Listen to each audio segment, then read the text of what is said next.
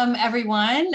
Good evening. I'm Stephanie Berglund, the CEO of Thread, and I'm excited to welcome you all tonight to our Thursdays with Thread program. This is a part of a series that we are doing really to bring COVID-19 resources and supports and experts to you. Hopefully you have seen by now and checked out our COVID-19 Resource Center on our website and are receiving our weekly COVID-19 newsletter. And we just recognized early on that this is, I mean, you guys are doing such important work and we're putting out a ton of written information. There's a lot to navigate right now and wanted to start this series to help connect critical information and resources for you during this time. So thank you for being here and check out those resources that are available for you. Tonight's session, you're in for a real treat, is about supportive self-care at work, and that is a true gift for us. So we're going to start with a little bit of housekeeping from Jessica Simonson from our team. Thanks, Stephanie. I'm Jessica Simonson. I'm a professional development specialist here at Thread. And I'm going to take us over just our Zoom controls. Video, we love seeing your guys' faces. It's good to know that we're not just the Hollywood squares here, and that you're out there as well. So it's not required, but we love seeing your faces. Please put yourself on mute when you're not talking. But if you have a question, you can take yourself off mute to ask. And then also you can make use of the chat box down at the bottom. If you hit chat, you can enter your question in there as well. And that is about it. As far as the housekeeping, we are going to be using the breakout rooms. So when we get to that, a pop-up will come out and you'll just hit join the breakout room. And then we are recording today for training hours if you're participating in the live session, but the link will be provided on Thread's website for informational purposes only. At the end, we'll be doing a evaluation through a link in the chat box, and that's how you'll get your certificate. So back over to you, Stephanie. Thanks, Jessica. Yeah, we're so excited to kick things off, and I'm really excited to introduce to you Lindsay Mills. She's our facilitator tonight. Lindsay is a volunteer member of the Thread Board of Directors. She's actually our vice president right now.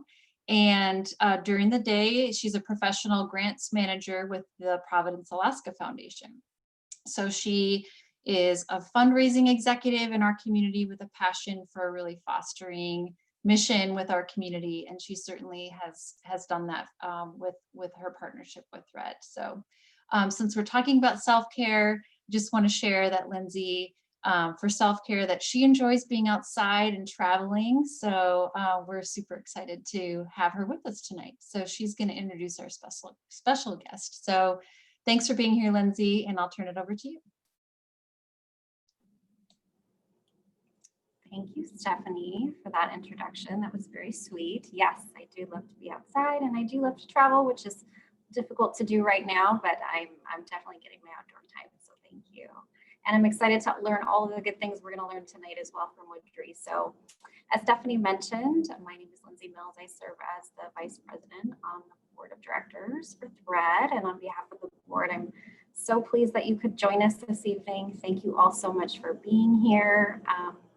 I've served on the board of Thread for about 6 years, and I really, really appreciate the opportunity to serve our mission and our vision in support of you all, providers and programs that are doing this important work day in and day out. It's so critical, and I think this pandemic has really highlighted that even more so. So thank you for the work that you do. It's a real privilege to be here today. We have a great guest with us today who's going to be sharing some really helpful information with us about our wellness and about how it can, how self-care can strengthen your childcare business. We will hear from Woodrie, who we'll introduce here in just a minute, and then we will have a conversation that will kind of at the end after her presentation. You can input any questions that you have, as Jessica mentioned, into that chat function. So if you're thinking things are coming up as that presentation is happening, please input them in the chat, and at the end of the presentation, we'll address all those. So without further ado, let's meet our esteemed guest this evening. Woodrie Burich is our guest speaker tonight. Woodrie is the owner of the Integration Group, a company that empowers professionals to create sustainable and thriving work lives that enable them to enjoy more, stress less, and connect with their communities in positive and meaningful ways. Wow. What a beautiful company. Woodrie has 10 years of experience working in stress management and combines this with over 20 years of expertise in corporate sales and strategic business consulting. She has the ability to meet the high demands required in corporate environments while maintaining a solid footing in wellness and stress management. And if you want to learn more about Woodrie, you can certainly go to her website, integratingwork.com. Please help me welcome Woodrie Burich. And if you want to use the little clap function, you can go to reactions and we can clap for Woodrie. Thank you so much, Lindsay. And thank you everyone, Jessica's doing all the good work behind the scenes. So she deserves a round of applause too, because I know how hard that is to do all the tech in the background. So thank you. And thank you for the warm introduction. I always love working with Thread because, so I have a young daughter myself. And so I'm very familiar with the deep need and the beautiful work that you guys really do for our children in our community. And I love connecting in because I recognize it as a parent and as a community member. So thank you for your work. Can everyone hear me okay? Can I get some yeses in the chat bars? Yes, good. Okay, excellent, perfect. Let me just do a little bit of my homework here. I'm going to share my screen, all that fabulous stuff here. Get us all going. There's always the challenge of this part. Ah, there we are. Okay, here we are. Can everybody see that okay? Okay, good, good, good. All right, doing good. I'm almost there. There we go. Ah, the joys of technology. So, self-care. I have been talking about self-care in the workplace for 10 years and resilience in the workplace and what that really looks like and why we need it. And I think this year, more than anything, we kind of are even more aware of the need for it.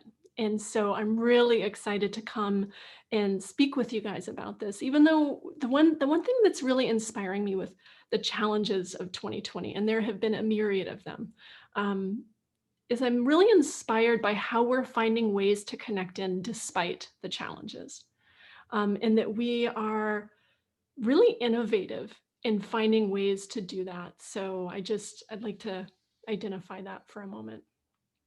So, all right, whenever I start any of my presentations, I always start with a very short breathing exercise. And I'm going to invite you to do a very short breathing exercise with me in just a moment.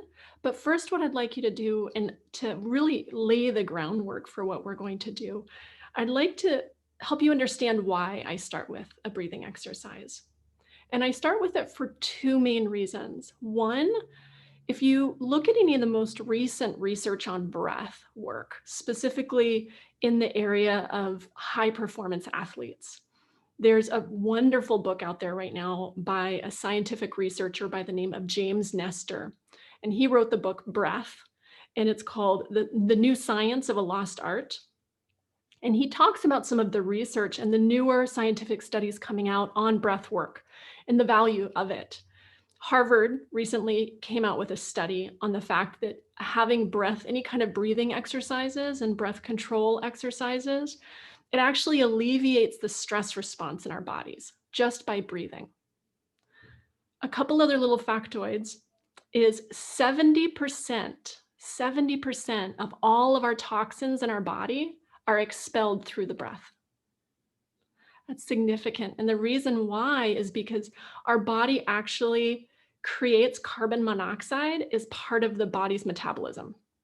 So 70% of our body's toxins are released through the breath. But what's fascinating is that for most of us, the vast majority of the people, around us, ourselves included, we only use about 33% of our capacity, just 1/3 of our capacity for breath. So when you combine those two facts, and then you look at how the physiological changes of the body actually change with breath work, you can start to see some of the major benefits that come with just breathing and focusing that awareness in the breathing. So that's one reason. The other reason why I always start with a very short breathing exercise has to do with some of the neuroscience that's coming out with mindfulness and meditation. And I'd be really curious if anyone has for me, if you can put in that chat bar, if anyone has some experience with either mindfulness or meditation, if you can type yes in the chat bar, just so I can get a good feel for how many folks have some experience and who might not, that would be really helpful for me. Yes, some people are saying yes, okay. Any no's? I'm looking for those. You guys, okay, couple folks with no's. Okay, good, good. Okay, great, thank you, that's helpful. So even if you haven't had any experience with mindfulness or breathing, like I said, this is just a very short breathing exercise. But some of the things that I talk about through the breathing exercise have some nuances and subtleties that are very similar to mindfulness and meditation type exercises. So if you enjoy this exercise, I would encourage you to explore that more. And one of the takeaway tools that I provided to Thread, and I know that they'll be getting this out to you, is a self-care guide. And at the end of it, it has some of those really good tools that you can find for meditation and mindfulness and some of the research that I'm speaking to tonight. So when you look at the neuroscience with mindfulness and meditation, there's a significant amount of research coming out with it. And the easiest way I like to look at that is really, I just see meditation and mindfulness as just kind of strength training for the brain, because our brains are constantly changing. And there's a lot with that associated with cognitive functioning, emotional and empathetic control, stress relief, anxiety relief. There's a lot of benefits with it. So that's why I start with a very short breathing exercise. And maybe that'll kind of inspire you to say, oh, okay, I am gonna do this a little bit more, right? More excitement with it. So, all right, so here we go. Let's go ahead and have an experience, right? So I invite you to join me in sitting in a chair. If you're in a chair, that would be lovely. And find your feet flat on the floor if you can, just kind of grounded into the earth. And my recommendation is to put your knees about hip distance apart, so they're just kind of comfortable there. The other thing that I do, if you can see, is a lot of times in my chair when I'm listening to a presentation, I'll kind of sit back and I'll relax. And in this particular instance, I would actually like you to kind of pull off the back of your chair if you can, ever so slightly. And the reason for that is it actually has a subtle change in your body's focal point. So if we're relaxed, our bodies and our minds kind of relax with that. But when we sit up a little bit more erect and a little bit more straight, not necessarily rigid, right? But just kind of easeful, it actually helps us with our awareness of our mind. Now, if any of this feels uncomfortable, by all means stop. If you get anything that starts to come up that's uncomfortable for you, I invite you to stop and just take care of yourself. That's totally okay. All right, so once we get in this position, people ask me, what do we do with our hands, right? So we could do a couple of things. We can either keep them palm up on our thighs and rest them on our thighs, palm up. We can keep them palm down on our thighs, on the tops of our thighs. Or what I like to do is I like to put one hand on top of the other hand and just kind of slowly put them in my lap. And if you're used to a meditative position, you might already be aware of this, but actually, if you play with your hand positions, you'll notice it'll just very subtly change your shoulders, ever so slightly and subtly. And it's kind of nice to kind of play with that depending upon how you're feeling in the moment. And then once we're in this position, we're just going to breathe. So we're going to find a spot. You can either find a spot on the floor so that you can connect your eyes to that. Maybe it's a spot about a foot or two in front of your knees, or if you choose, you can also close your eyes if that feels comfortable to you.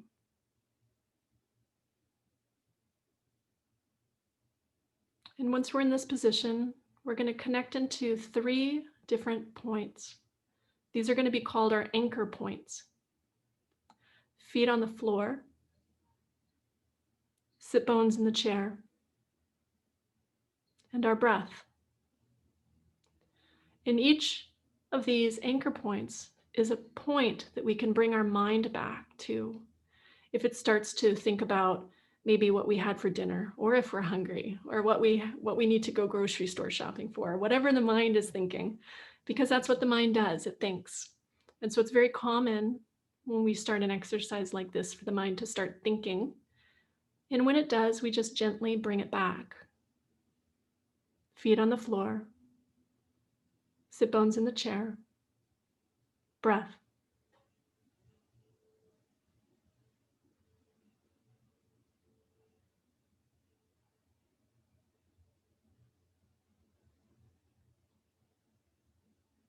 On the inhale, you might notice as we breathe in and out that on the inhale, our chests expand. Our rib cages might move up and out slightly. And on the exhale, they contract down.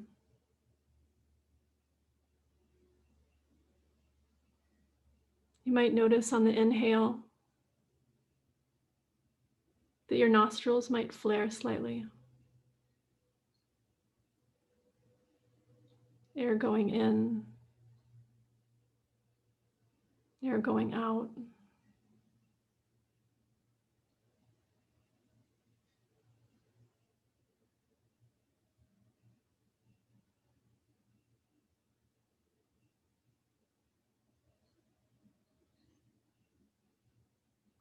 If there's a noise in the background, welcome it. Everything's invited in this moment. Every noise, every thought, anything that arises is welcomed. And then we slowly bring ourselves back to our anchor points. Feet on the floor, sit bones in the chair, breath.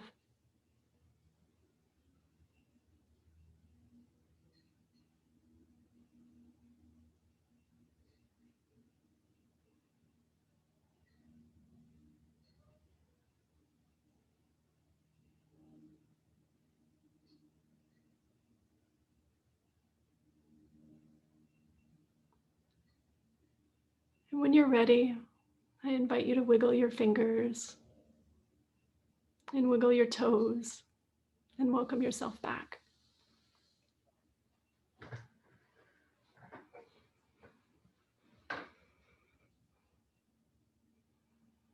One of the things that I really love about that exercise is a very subtle shift of what one of my teachers used to say, which is it shifts us from getting here to being here.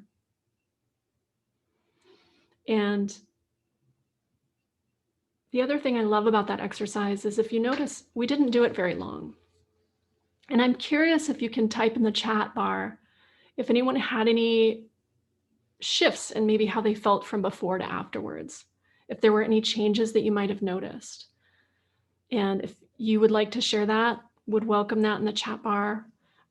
Sometimes when I give this at the beginning of presentations, different people will say different things, right? Sometimes people say, oh gosh, that felt wonderful. I felt completely at ease. And I've had other individuals say, oh, you know, that kind of brought up something that had happened earlier today and I really didn't like that. And it can bring up different things, which is one of the reasons why if you want to do any meditation or mindfulness experience, my recommendation is to really work with a strong teacher as well. All right. Okay. Great. Great. I'm seeing some good comments come in. Thank you. All right. Okay. So good. Here we are. Here we are. So what are we going to explore today? So I want to, we have a lot of time together here today, which is great. So we can jam pack it full of all sorts of good stuff. And we're going to talk a little bit about self-care, what that looks like for ourselves, both in the home environment and the work environment.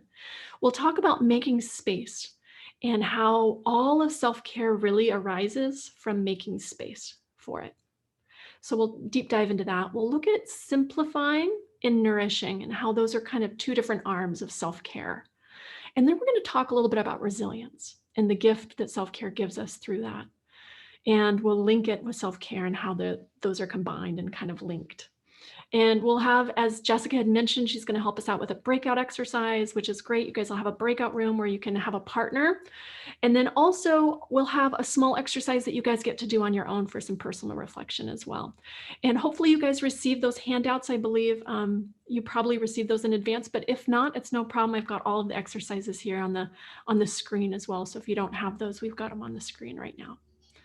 All right, so let's dive. Okay.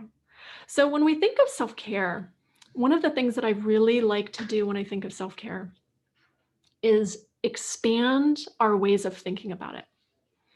What I've found over the years is that when we think of self-care, we oftentimes think of self-care as something that we do outside of the workplace. And we also tend to think of self-care as something that we're going to do later, right? So on Friday, when I get to Friday, oh, then I can relax. Oh, Saturday, that's my day. I'm going to relax on Saturday.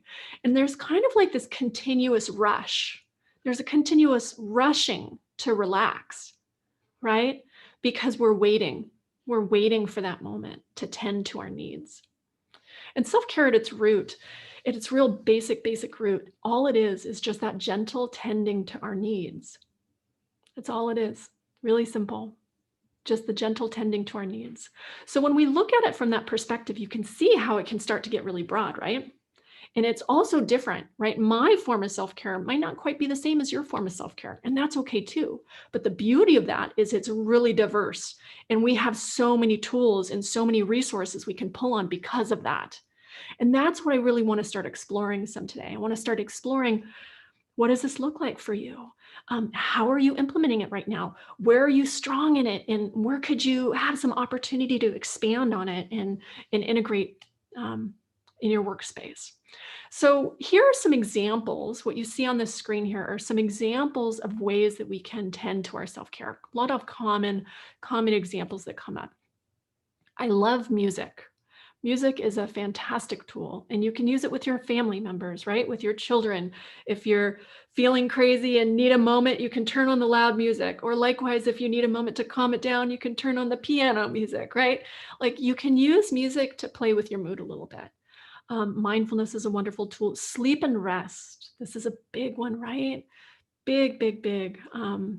Attending to our fatigue and maybe not staying up until 10 or 11 o'clock to watch that crazy. You guys might think, who stays up until 11 o'clock? Sometimes I do, but some of that sleep and rest, maybe not doing that in the evening so that we can feel rested in the morning and we can wake up a little bit earlier and do that little stretch that we need or whatever that is. One of my favorite examples was a few years ago, a gentleman expressed what his self-care was. And he said he had, I think, 3 or 4 children, and he would go into the garage and he loved to work with wood. He was a woodworker, and that was his form of self-care. And I always thought that was such a fabulous example of art, right? For some of us who are artistically inclined, that's a wonderful, wonderful form of self-care. Time in nature, exercise. Exercise is a fabulous tool for multiple reasons too. And one of them is focus. Exercise can provide a level of awareness and focus that actually has physiological changes as well, similar to the breath and similar to mindfulness and meditation.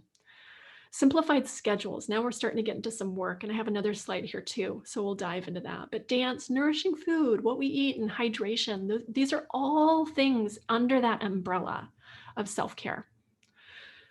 So in the workspace, when we start working, what does that look like? And especially when we're tending to the needs of little ones, right? To the needs of little ones and what that looks like when we're running programs and trying to keep clients happy and parents happy and all these other things. Looking at self-care in the work environment through that lens can look different. And so looking at ways that we can integrate that throughout our day so that instead of waiting until 3 o'clock or 4 o'clock or whenever one departs, we can start to sprinkle it throughout our day. And some of the ways that we can do that are through simple breathing exercises like we just practiced. right? Super simple. You can even get children to do it with you. There's some wonderful tools associated with that with kids. The other thing too is connecting with your colleagues, right? And especially during times like this with COVID, I have found that connecting in with your resources, such as Thread, right? Joining presentations, connecting with colleagues, connecting in with other individuals who are going through similar things can be really empowering. And it can also be a reminder that we're not alone, right? We're not in this alone. We're not the only ones experiencing these challenges. So connecting in with your resources is huge. It's a form of self-care, that connection. Exercise and movement. You guys might get a kick out of this. My daughter and I this afternoon, in between my meetings, we were running around the kitchen table, and she was either a giraffe or she was a penguin. And then mommy was a snake one time. And I was, what else was I? I think I tried to be an elephant, but it didn't work out very well. My arm was a little bit oddly shapen, but she eventually got it. So, but that's how we did our exercise and movement today, right? Because I needed a little bit of a break between all my computer meetings. So there's really lots of fun ways we can do this. Likewise, when I used to work in an office setting, it was really sometimes challenging, and people would say, how on earth do you do exercise and movement when you're in an office setting? And there's lots of ways, actually, right? We could go online and we can find those ergonomic exercises that you can kind of find through Google, those exercises that teach you how to stretch your hands after you get done working on the computer for long periods of time, or do some shoulder rolls. You can also find 5 minutes in the restroom and go and do some shoulder rolls or do some basic stretching. Lots of little ways just to honor and just take notice of our bodies in the midst of the day. Just honoring and taking notice from time to time can go so long. It can go such a long way for us, because when we become aware of what our needs are, then we can go and meet them. But if we're not aware, we're not going to feel that exhaustion, and we're not going to feel that fatigue until the weekend. So manageable workloads, this is another really big one, right? Wherever we can, taking a look at what we're doing, and do we have to do everything? Right now it's a lot. And certainly there are times when we have to push. But if that trajectory is constantly feeling like this, well, then maybe we need to relook at the big picture and see what can be taken away or what can be simplified in order to make it a little bit more manageable. Those are kinds of things that we look at with self-care. Mindful moments, just having a few moments in between meetings or simplifying our schedules. I know a lot of times in childcare, what I've heard of the terminology is, you can see it in the room with kids, right? They get all amped up and then they need a moment, right? So we shift to a reading activity, or we shift to something that kind of calms them down, right? I feel like it's the same with us. If I'm rushed or if I'm amped during the day, how can I find my exhale? Where's my exhale? I'm inhaling a lot, but where's my exhale? So those are kind of some things that we can play with, is looking at our schedules and honoring our limits, just like we do for the kids we work with. Taking time and space to eat lunch.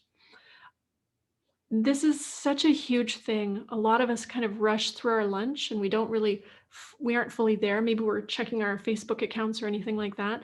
But just taking some time and space to eat lunch can be hugely nourishing if we just focus on that meal. It can be really, really helpful. So those are just some other examples. All right. So when I look at self-care and I kind of dive into it a little bit, and it's what I do and what I enjoy. So I spend a lot of hours on this. I think of self-care in two different ways. I think of the self-care that really nourishes us and nourishes our being. And then I also think of the self-care that simplifies our lives, so that simplicity starts to create a positive feedback loop for us and starts to help us incorporate a little bit more energy throughout our day. So you can look at self-care both from a nourishment perspective and also from a simplification perspective, because when you're working on things that simplify, you're going to continuously provide a little bit more energy and a little bit more space for yourself to nourish yourself. So we're going to start with nourishment. All right, self-care and nourishment and what that starts to look like. So people oftentimes say, well, Woodrie, how do I start with self-care? Where do I start? And for me, the space is always, the very first step is always, you have to make space for it. The very first foremost step is make space for it. Become aware of the need, right? When we're aware of the need of it, then we can act on it. So just making a little bit of space. You can do that a couple different ways, right? We can schedule it in. We can schedule downtime in to reflect on what we need, but it can also be impromptu. I can feel kind of stressed out in a moment and say, "Oh gosh, where's my breath?" Right? So we can kind of do it both ways. And when I think of nourishment, I think of things of, how do I nourish myself? Well, I need to identify what's needed, right? Identify what's needed. And I do that through a combination of focusing and where my awareness is. I can connect in with myself. I can connect in with my breath. And then I want to reflect on what my internal needs are, but then also what the external needs are, right? Because the reality is we're not in our bubbles alone, right? And certainly if we're working with kids or anything along those lines, there's multiple needs coming at us from all directions. So what are those internal needs and what are the external needs? But first look at it through that lens, right? And then once I have that, I can start to look at meeting the need of the moment. And what I find with self-care is that when I'm deeply nourished, I can really reflect better on what the need of the moment is. Because when I take into account the need of the moment, I'm part of that moment. I'm not separate from it. I'm actually part of it. So then how can I tend to the needs of those around me and still sustain myself in the process? And I always think to myself, like, what's one small thing I can do right now? And I think about this with like newborns, right? We have that newborn year. And I also think about this in the project world space and projects and in different things. If we're bringing something up, right? You have that newborn year where it's intense and there's a lot of needs, but what's one small thing I can do in that moment? Perhaps it's taking a breath. Perhaps it's having a glass of water. Perhaps it's just having a sit for a moment.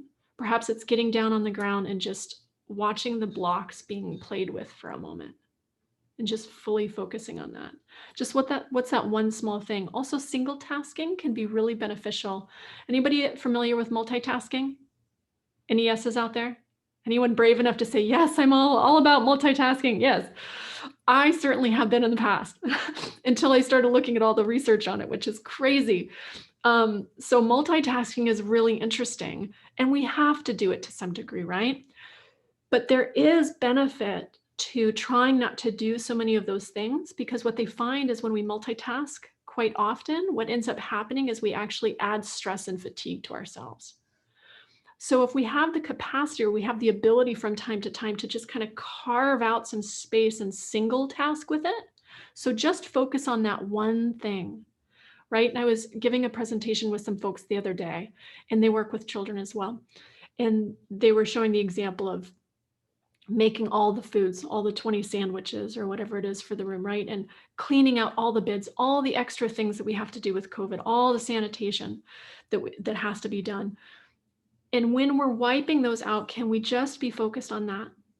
Just that one task from time to time can be deeply nourishing for ourselves, actually, if we just focus on that one thing. And then the other thing I also think of is the big picture needs, right? And this gets back into meeting the needs of the moment because there are times where other needs are bigger than mine, and that's okay. And that's needed, and that's part of our jobs. However, if I start to see that trend line where my needs are just constantly falling off the side, something has to shift because that's not sustainable. And so I oftentimes will check in with myself if I start to see this time and time again, and I'll say, okay, if I pulled myself out of this scenario, completely out of this scenario, what would my body want to do right now? Would it want to rest or play? Would I have the energy to play? Okay. Or would I need some rest? And that's just a good kind of check-in for ourselves, right? Okay. All right, so those were some good examples of kind of that nourish component. All right, now we're going to dive into simplifying and what this kind of looks like from a self-care perspective. Now you'll notice the very first one we start with, right? It's always make space. It's always the same. So no matter what, you always know that's home base, right? Just make a little space for it and then you kind of see what arises out of it. Is it a need to nourish or a need to simplify? If you're in the simplification piece, if you're like, okay, I am way too busy, I have too many things going on all at once, then the easiest step into that is prioritizing what's important. Okay, and start looking at the most vital thing in the moment. Is it work? Is it the customers? Is it the children, right? In that particular moment that you're in, what's the priority? And then self-care, where is that on the list? Weekly meetings. Am I working on programs or grants? Do I need to focus more on my family and friends? And we just take a little bit of a moment, right? We start to use that space that we're cultivating for ourselves to reflect, to start to have some introspection so that we can start to change where we want to shift our energy. And that leads us right into setting healthy boundaries. So healthy boundaries, when I look at self-care, I kind of see the self-care piece, the nourishment piece over here. It's vital because it's what gives us the energy. And the boundaries piece and the simplification piece of the self-care piece, this is the stuff that changes our structure. It changes the structure of how we engage with our work. And they feed each other. And how that works, they feed off of each other and they support each other. They work in tandem.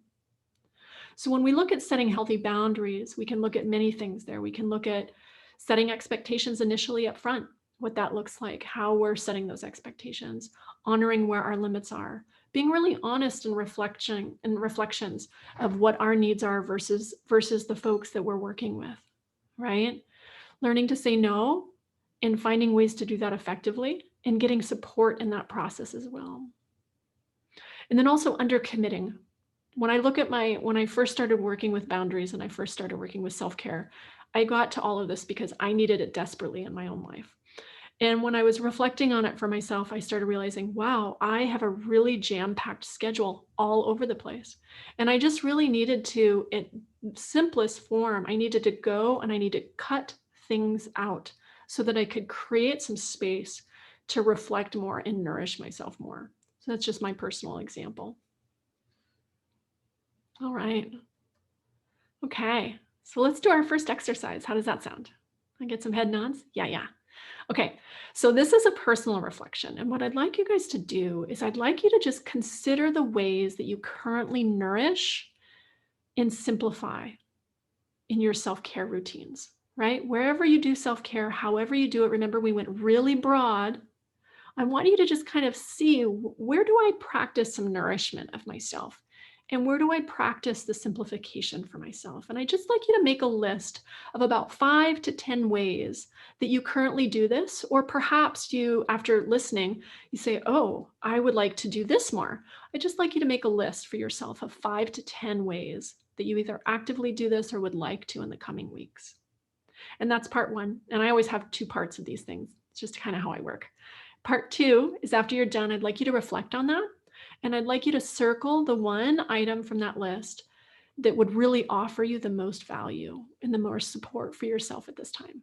Just circle the one that would most support you in this time. And then think about how you might integrate those. And if you have any questions and you're thinking, oh, I don't know if this is really to nourish or if this is to simplify, how I think of nourishment is anything that makes you feel fed or filled up. And when I think of simplifying, anything that prioritizes what you value and reduces what you don't. And I'll give everybody about, let's see here. I'll give everybody about 5 minutes on this. Okay.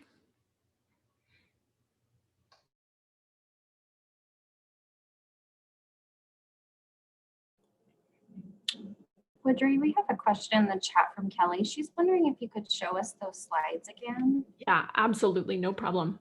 Thank you. Which one in particular are you looking for? Are you looking for these? Would you like to take a picture or something? Yeah, absolutely. The nourish slide. Oh, the nourish slides. Yeah, there we go. Thank you. Good. Thank you, Lindsay. Okay.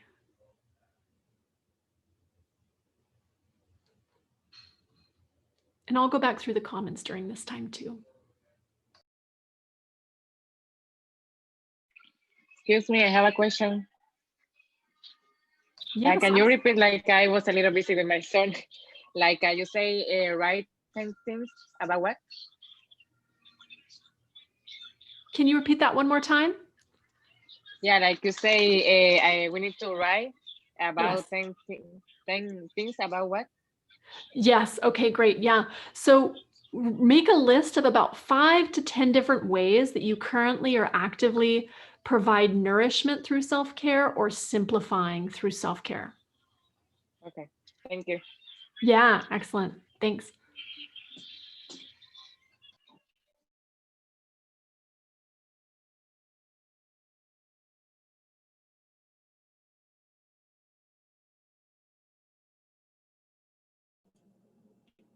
And Kelly, just let us know if you need to go back to that other slide too.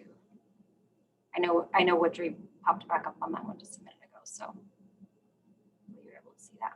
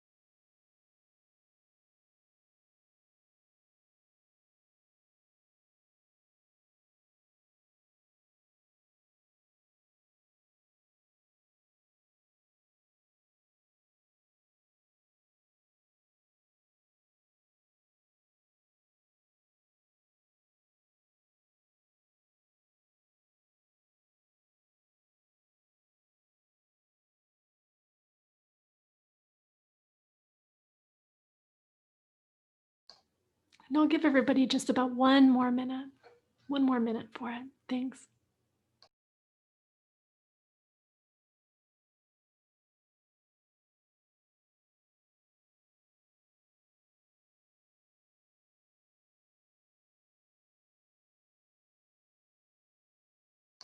And while folks are wrapping up, if anyone would like to share an example that they find is really valuable for them, we'd love to hear about it in the chat bar too.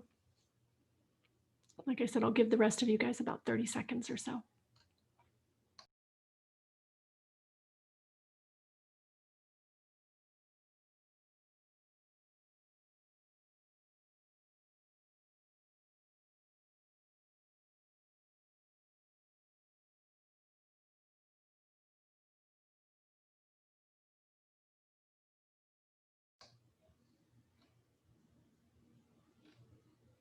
Okay, great work.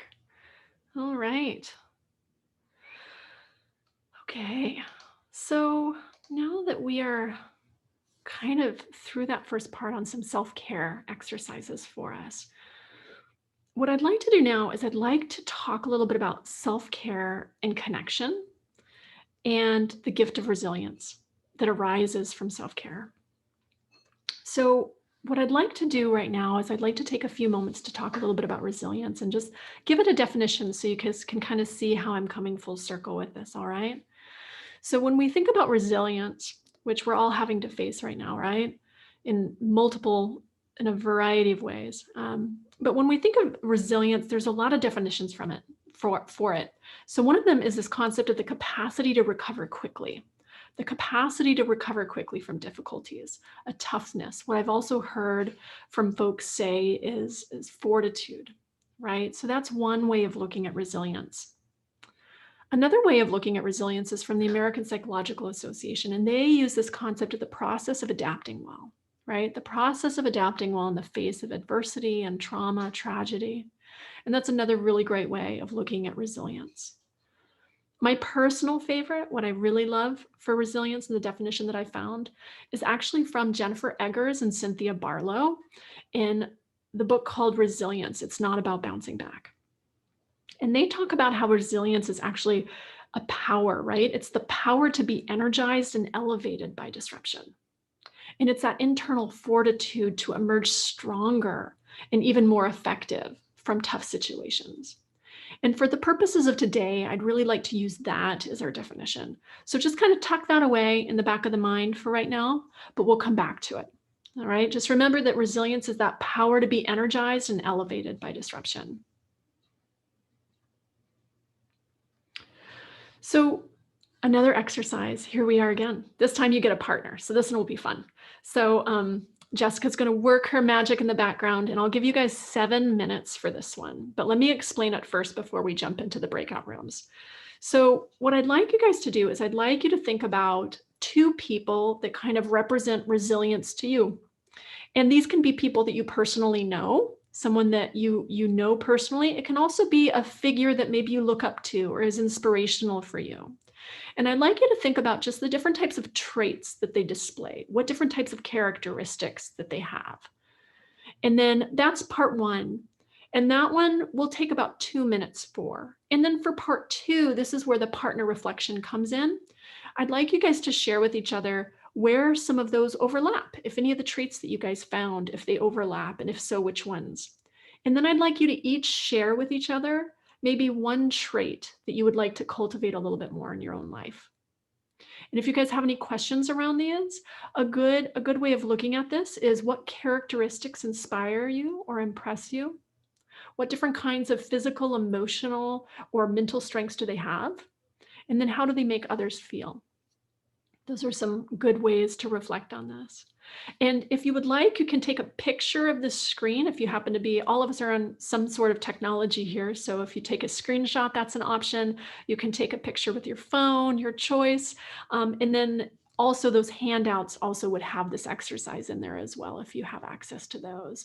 But when we go into the breakout room, you won't have access to these questions. So make sure you have a copy of those before you go in.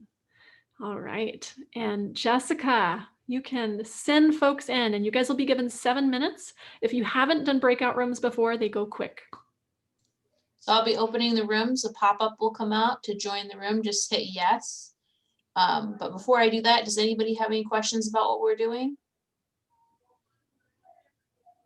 Okay, I'm going to open the rooms now. Thanks, Jessica.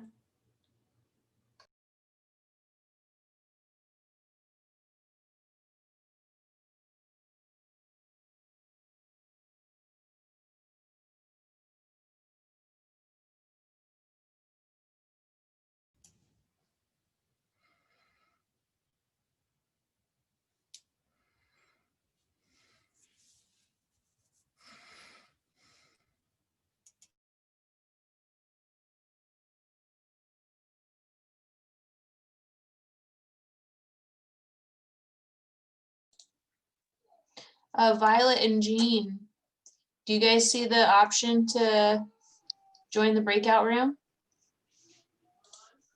Yeah, she was writing down what we have to do. Oh, okay. I just want to make sure it popped up for you guys.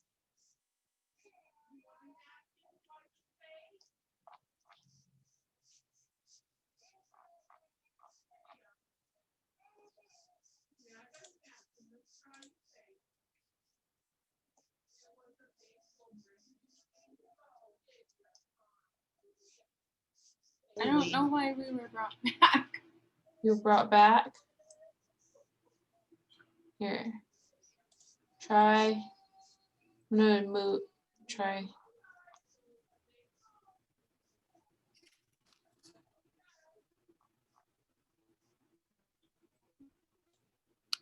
Try that. See if it'll work.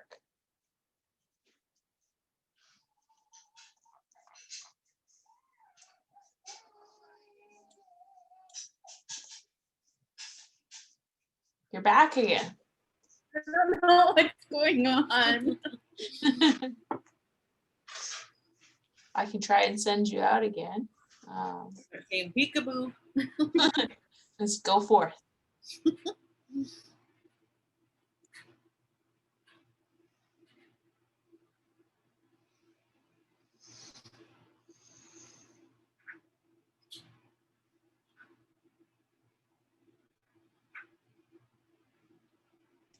Did it pop up? No.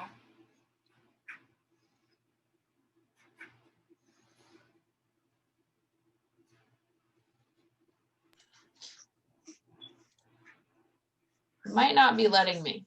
But if you guys, since you guys have a pair by yourselves, why don't you guys go ahead and do the activity by yourself, thinking about, I think that would be good, and then compare your answers. Okay.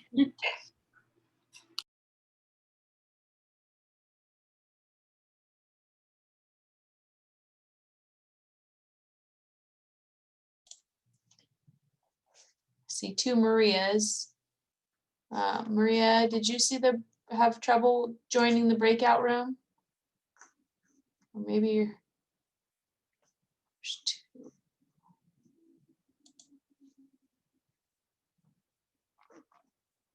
And Jacqueline, I'm gonna assign you to a room here.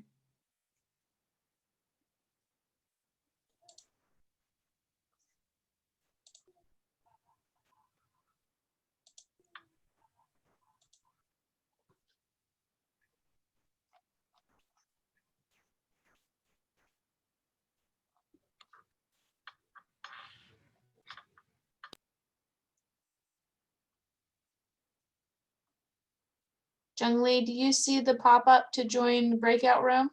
Yeah, nobody's there. Nobody's there. She don't answer. Jacqueline should be there now. Here, let me see if I can get you there again. Okay. Jacqueline's there now.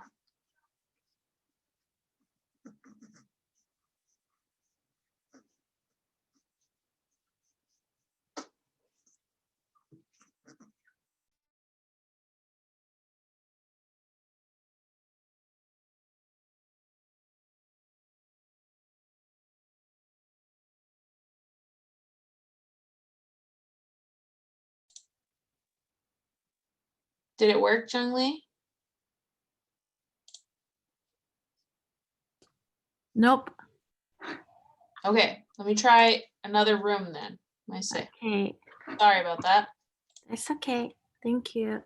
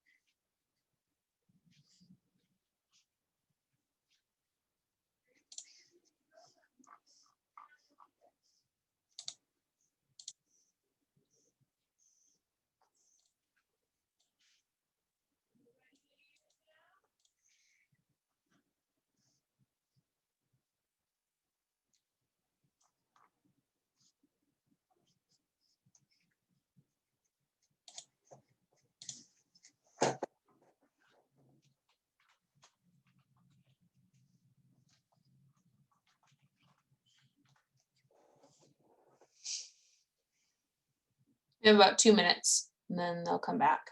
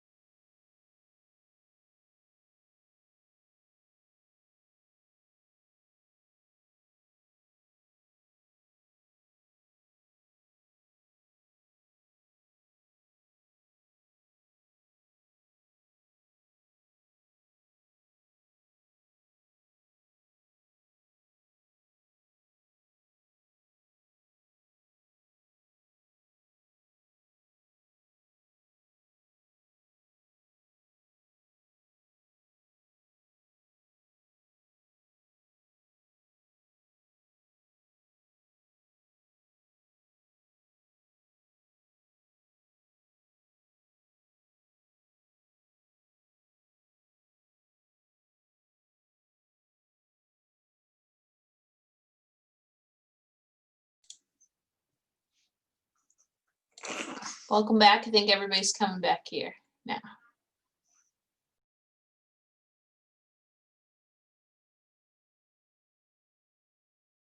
Oh, you're on mute, Woodrie. Oh, there I am. Hi, can everyone still see the screen? Here we are. How about that? Looks good? Okay, great. Good, thank you for your patience. All right, so let's talk about resilience. So that exercise, I always love that exercise because it always gets me thinking about these amazing people that are in our communities and so inspiring, right? And I feel like we can always use a little bit of inspiration. I'm always inspired when I give this presentation because it always talks a little bit about just amazing people. So this is a list of some of the examples of different types of traits on resilience that we've come up with. And this is not exhaustive. So there's a lot of other traits, and I'm curious if you guys can pop in that chat bar for me if you happen to recognize any of these, or maybe you captured some of these. I'd be really curious if you captured some, or if maybe you have some new ones that are like, ooh, you should add this one to this, right? Some of my best items on here came from other people, such as yourselves, in these fabulous presentations. So, but when I've done the research and we've done some of the work on resilience and we've looked at it, there's two things that I really want to come back down to. And one of them is that people who are resilient have this capacity and ability to embrace the difficulty. They have what's called staunch acceptance, is the term that Jennifer Eggers and Cynthia Barlow use in that book, Resilience, It's Not About Bouncing Back. They have staunch acceptance. And the best example of this that I've seen is actually recently from a parenting class that I was in a few years ago. And it was a mother, and she was explaining how her daughter would come home, and her daughter was about 8 years old, and she had a son as well, about 5. And her daughter would come home, and she would come home with all of these different challenging moments, right? She'd have these challenging moments, whether that be associated with friends at school, or whether it was because she was having some challenges reading at the time, or whatever those challenges were. And she would come home and she would talk to her mother about them. And her mother's response, which she shared with us in this parenting class, was she would look at her daughter and she would say, yeah, that is really hard. And she would empathize first, right? And then she'd go right back and she'd say, yeah, we do difficult things sometimes, don't we?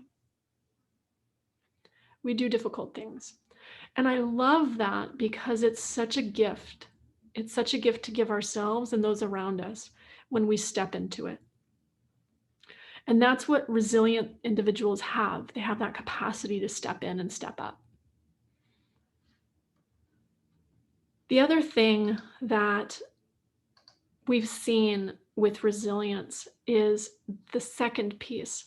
Because when I really looked at resilience, I was looking and I was diving and I was looking at all the studies and I was looking at all the research. And if you look at any of the greats, right, any of the folks that are super inspirational in our communities, Nelson Mandela, Martin Luther King, Mother Teresa, Viktor Frankl, who survived Holocaust concentration camps. If you look at any of these people who have inspired us and have gone through some really, really challenging moments, the other thing that they have capacity to do is they have the capacity to connect.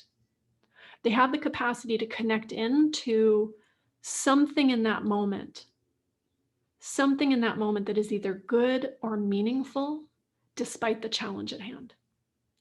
And that access, that ability to connect in, that ability to connect into something good or important or vital in that moment, that's what gives them the energy to keep pushing, right? It's that connection, the capacity to connect in, that gives us that energy. So it's actually connection that gives rise to courage, right? Because the courage is that energy that we have to face our challenge. And so if you look back to that definition on resilience, you can start to see that resilience is that power to be energized, right? The power to be energized and elevated by disruption. And that's where that courage piece steps up. That's where that courage and that energy to face the challenges. So when you think about it from that perspective, that energetic component to it, that ability to be energized, you can start to see why self-care becomes so vital. Because if we really think about it, self-care is actually what grants us access to connection. Because when we connect into ourselves, we have the capacity to connect in to everything around us. When we connect in deeper here, I can connect in deeper with you, and I can connect in deeper to everything around me because I'm connected here first. And that's the gift of self-care. I like to look at it this way. If resilience is over here, and here are the components that build resilience: self-care, connection, and courage. I look at self-care as what I call the taproot. So every single tree out there, almost every single one, I think there's a few of those, for those arborists out there, I shouldn't be quoted, but there's a handful that I don't think do this, but almost every tree out there, based on the studies that I saw, almost every tree out there starts with a single taproot. And that taproot is a single root that goes down and then branches out. And it's that single root that taps all the way down in deep, deep, deep into the ground so that it can build the roots and strengthen them around that taproot so that it can withstand the storms. And when I think of self-care, self-care is the root of everything. It's that taproot. That's the gift it offers us. And we want that taproot going deep so that we can grab the connection and we can grab the courage and we can step into whatever the moment is calling it for us. And that's the gift.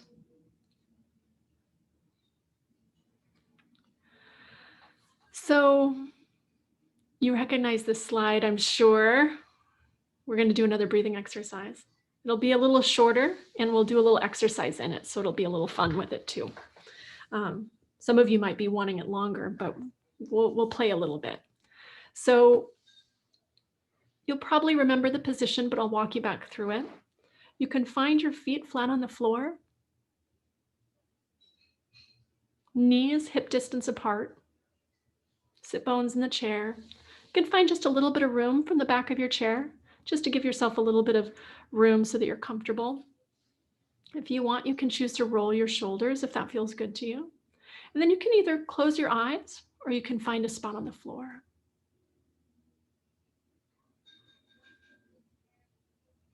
We'll just sit for a few moments with some breath work. In and out.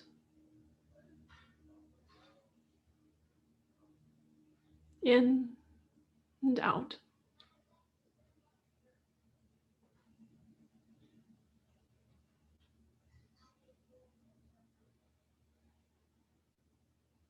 You might notice the floor supporting your feet, anchored to the ground. The chair that supports us.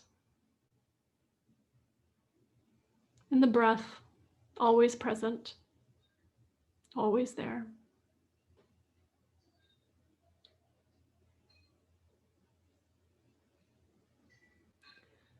And in this little bit of space that you're cultivating for yourself,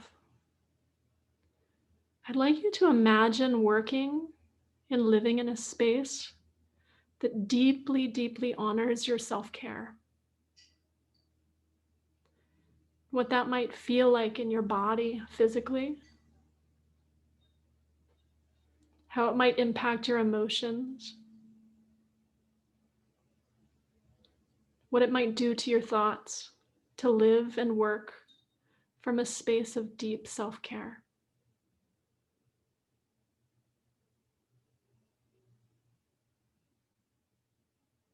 How it might impact those around you.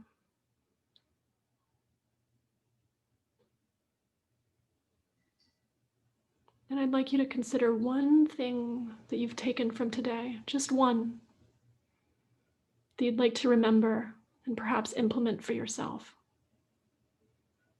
What would deeply support you?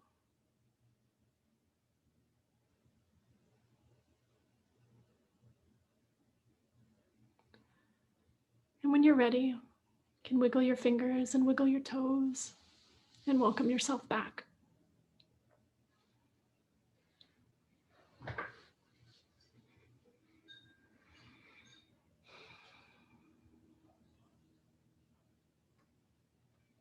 All right. So we covered a lot. We did a lot of work there. We talked about resilience, we talked about self-care at work. We talked about some different supportive tools and awareness building exercises, right? I wanted to provide you guys a handful of other additional support resources. So if you're interested in meditation and mindfulness, there's a wonderful class out there called MBSR, Mindfulness-Based Stress Reduction. That's a really good option. You can also look at some meditation and mindfulness tools online, Calm, Headspace, Insight Timer. Those are all really good tools. For those of you who like some body movement with your mindfulness kind of based practices, there's also some other really great practices like Qigong, which is a really, it's an ancient practice, often utilized and prescribed by doctors actually in China. And Qigong actually literally translates as cultivation of energy. It's the cultivation of energy. And so there's a local place in Alaska that teaches this, Spring Wind Acupuncture, Roxanne Chan, Dr. Roxanne Chan. And I believe she's doing some Zoom classes. And if not, I know that her teacher is doing Zoom classes on Qigong. So if you're interested, you can reach out to Roxanne, and she's fabulous. And I highly recommend her. And then MBSR, if you're interested in anything on mindfulness, I'd highly recommend checking out Jon Kabat-Zinn. His work is really gold, and it's the foundation for a lot of the mindfulness-based research that's coming out in neuroscience. A lot of his work is kind of seen as the gold standard in mindfulness training, in his mindfulness-based training. And now I'd like to open it up. I think Lindsay was gonna bring me back for some Q&A, but thank you guys very much for your time. I really appreciate your attentiveness and presence. It's been lovely being with you. Thank you. Thank you, Woodrie. That was wonderful. Yes, thank you, Jessica, for the clap. I will echo that with a clap myself. That was so wonderful. I learned so much. And so if folks have questions that they would like to submit, please put that in the chat. We have Woodrie here for a little bit more time, and we certainly can pick her brain if there's anything that you're really curious about, either from today's session or what was presented, or if there's more that you are curious about, please put it in the chat. I actually have a question, which I would like to start with, if that's okay, until folks have questions in here. So one of the things that you said kind of early on in your presentation, Woodrie, really intrigued me, which is when you were talking about that self-care and kind of meeting the need of the moment. And you talked specifically about doing a bit of a self-assessment around rest versus play. And like, if I were to remove myself from this situation, how would what would I be doing? Would I be at rest or would I be at play? And I wonder if you have any suggestions for us when we are in situations where perhaps I am not in a position where I could be at rest right now. I'm actually in the middle of my day and I'm with a 2-year-old and there's no way that I'm going to get any rest right now, or vice versa. How would you go about handling that? Do you have any suggestions for that? Yeah, that's a great question, Lindsay. Thank you. So a couple thoughts that I have on that.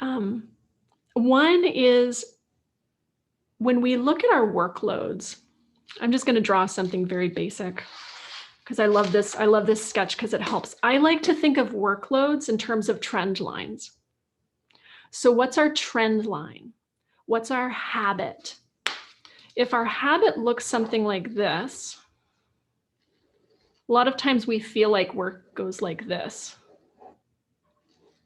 right? If everybody can see this very basically, right? We think that our work has ups and downs, right? Ups and downs. And this is kind of like our stress line.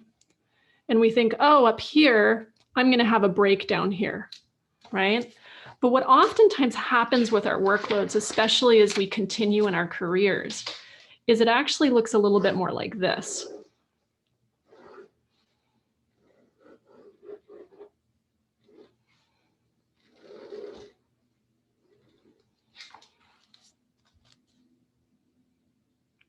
Do you see that?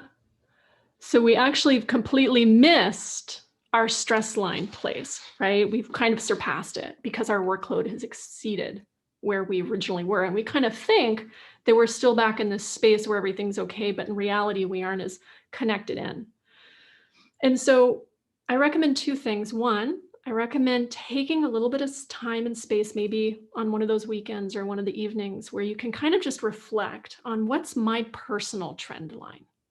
Do I tend towards being overly busy? Do I tend towards running and rushing from thing to thing?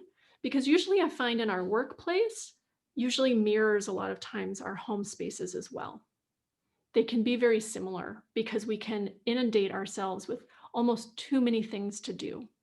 So that's pretty common, not always, but it's not abnormal. It certainly wasn't abnormal in my situation, right? I was busy here and I was also busy here and I was just going with my cup of coffee, maybe two, you know? And so I'd look at the trend line and then I'd reflect what really, remember the simplification piece? So once you look at the trend line, then you go back and you say, okay, let me make some space and let me prioritize. And then out of that priority, what kind of healthy boundary has to take place? What kind of structural changes need to take place for me to have some exhales? Yeah. Did that answer your question, Lindsay? It did, and that visual was so helpful because I completely agree. I feel like my perception of my workday is that, and I feel like, or maybe all of ours are, I don't know, but I agree. I think that can be this tendency toward this sort of upward trend line that has surpassed or well exceeded our capacity for stress management. So yeah, I really appreciate that. Thank you for that insight. Yeah, absolutely. And one other thing I realized, going back to the what do we do in the moment, because I kind of see those as short-term, immediate support things, right? Like if I know I'm really stressed out in this moment, I'm going to connect to whatever tools I have in my tool belt. And I would recommend in those moments, connect to what's worked for you in the past. We all have strategies we come to the table with, right? So connect to what's worked for you in the past and try something new on as well.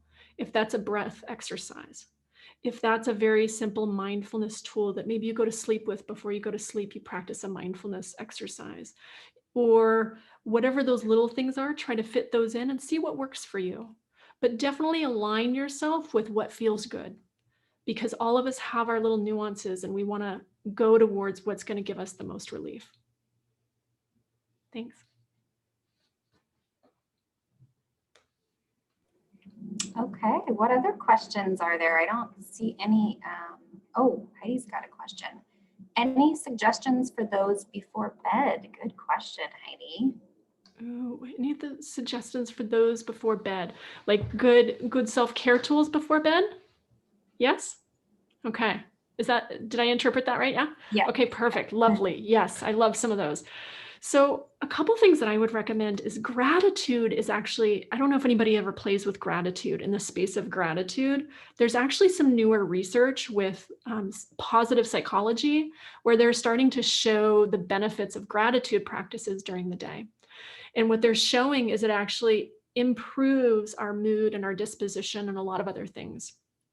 So practicing gratitude before I go to sleep is one of the things that I love to do. And I just love to list what are my top 5 things that I'm grateful for. And on my really hard days, it gets really simple.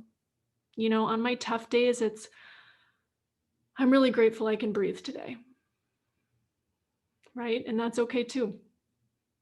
And on my brighter days, it might look like I'm really grateful it snowed today and I got to enjoy that. You know, and it ebbs and flows, but that consistency with the gratitude practice can be truly changing, life-changing. That's a beautiful practice before we go to sleep. And what I love about it is it kind of calms us down too at many levels, and it connects us into something good before those sweet dreams. The other thing that I really like to do as well is there's some really lovely breathing exercises you can do before sleep.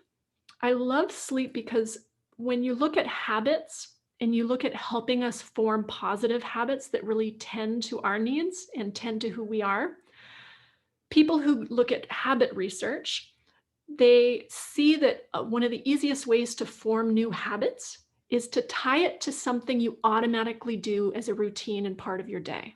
And that's why I love sleep, because we all have to do it eventually, right? So you can tie some sort of self-care practice to that. And if that's a breathing exercise that you wanted to try, or a meditation that you wanted to try, or maybe you wanted to do some simple stretching because that's good for your body at the end of the day, that's a wonderful time to do that as well. But I would recommend looking at that as well. Yeah, good, great questions. Yes. Hey, Woodrie, I have a question. Starting with our own self-care as adults is so important, right? And modeling that even for coworkers and other teachers maybe around us, in the classroom and program. But I'm wondering if you have maybe a nugget or some resources about how these great professionals can practice this with young children, right? And start to build that resilience and build some of those practices, from an early age. Yeah, I love that question. I don't know if I have tons of great resources. I have a few, but the things that come to my mind, and I'll have to double check the website link for this. You know what I'll do? I'll make sure that I get these out to you, Stephanie and Jessica. I'll make sure you guys have access to them. And if you want to, you can post them wherever you need to post them. But there's one link that I can think of. I think it's mindfulnesskids.org. Don't quote me on that link, but I'm pretty sure it's mindfulnesskids.org, and I'll find it and I'll send it out. But that's a wonderful tool. And they have a myriad of different types of meditation and mindfulness-based practices that are great for kids. There's a lot of research being done in the mindfulness and meditation space with children, and it's huge. In fact, there's a woman that I know out of Seattle. They had teamed up with Harvard, and they were doing a lot of work specifically with trauma with young children. There's a lot of beautiful outcomes that they're finding for healing and the healing process that provides. So there's a lot of up and coming research on that space. The other thing too that I can think of, I personally really love Hand in Hand Parenting. It's a Facebook group, and you can find that, and it has some really good tools from time to time that are really mindfulness based, different types of things like that are very children centered. And I'm trying to think of anything else. Those are the two that come to my mind right now. If I come up with any more, I'll let you know. A couple practices I can think of just off the top of my head that I practice with my daughter is a lot of times with, remember how we were talking about the inhale and the exhale? Is I oftentimes find that the moment that I need an exhale, she needs an exhale too. So just remembering that for myself is oftentimes permission that I'll say, hey, mama needs a break. Let's pretend mommy is the baby right now, or let's pretend mommy is this, right? We can kind of play with that. Like, let's play caregiver, different things like that. Those are some other thoughts. Yeah, good.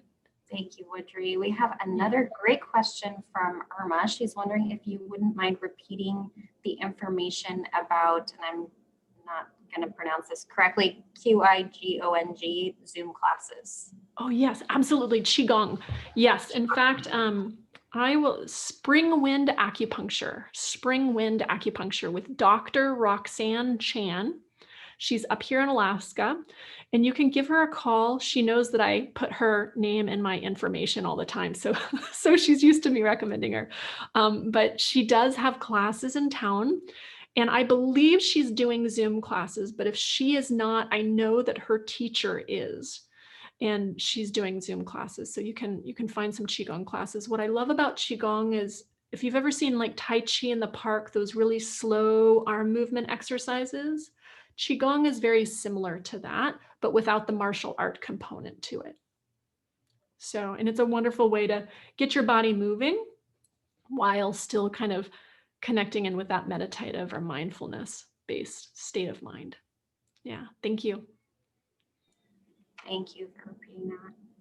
And then a question, Heidi, I'm not sure what just yeah, says, I just had a quick question. I figured it'd be easier to unmute than to try and type it all. There's a lot of different apps and different things for calm your mind, calm your body.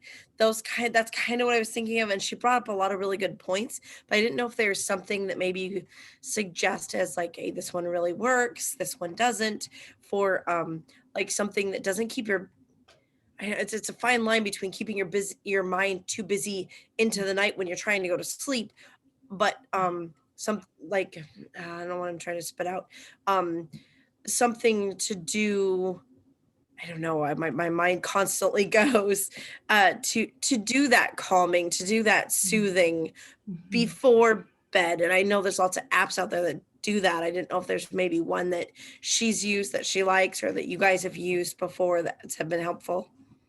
Yeah, great question. Thank you. Yeah, I'd love to answer that. So I personally, because I've had personally so much experience with mindfulness and meditation, that I just hear the ding and I'm good, so I don't need the guidance. So I use Insight Timer. So if you want just the sound that just kind of gives you the time, and then you can actually choose if you want like bamboo sticks to hit each other at the end, or, a little bell. It's a wonderful thing to just kind of give you a timer that's really silent and kind of gently brings you out. I don't use these other tools as much, but I've heard from my clients that they love Calm. And the reason why they like Calm so much, the Calm app, is because it has specific sleep-inducing mindfulness-based practices. So they're supposedly really nice right before sleep. Yeah. Did that answer it for you? Okay, good. Good questions. Anyone else? I think we probably have PJ saying, great question about apps. Heidi, that's what I was thinking. Any other questions for Woodrie? We probably have time for one more. Got a few minutes left. And feel free to come off mute too if you'd rather just speak it. You don't have to put it in the chat.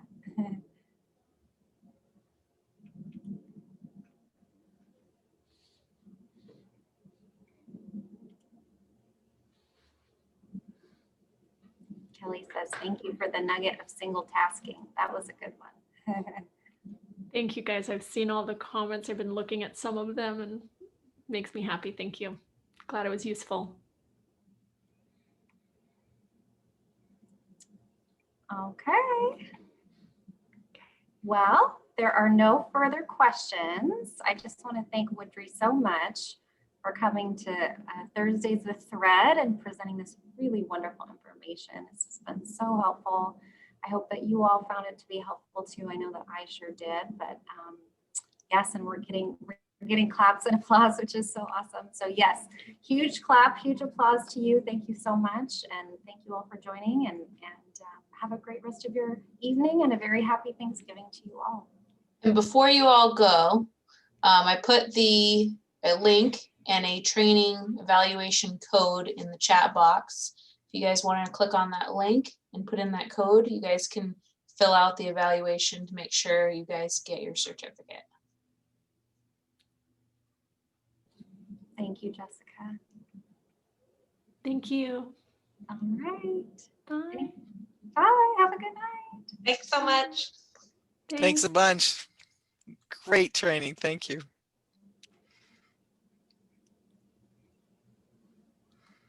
Thank you. Thank you for coming. Yeah, thank you so much.